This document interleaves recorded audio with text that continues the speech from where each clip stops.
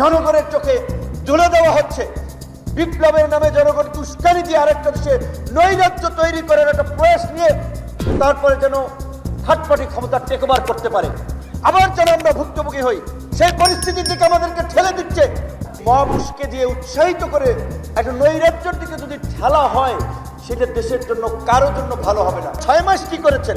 এই অভ্যুত্থানের চেতনাকে বিক্রি করে কেউ দল করব, কেউ দখলবাজি করব, চাঁদাবাজি করব, ক্ষমতায় যাব, এইটা তো অভ্যুত্থানের আগে জনগণকে আমরা বলি নাই। 6 মাসে কি সংস্কার হয়েছে?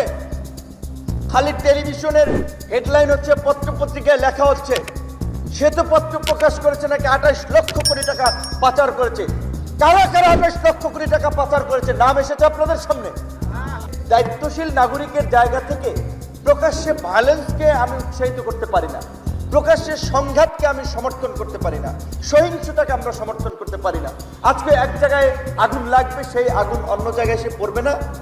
সেই আগুনটা যে আমার ঘরেও আসতে পারে সেটা কি সংশয় নাই? এই যে ধানমন্ডি 32 থেকে ঢাকার বাইরে আরো বিভিন্ন জায়গায় চললো, এবং এইটা করতে গিয়ে আবার কিছু মানুষ অনেক আহত হয়েছে, দু এক জায়গায় আবার দেখা যায় মারামারি লেগে গেছে।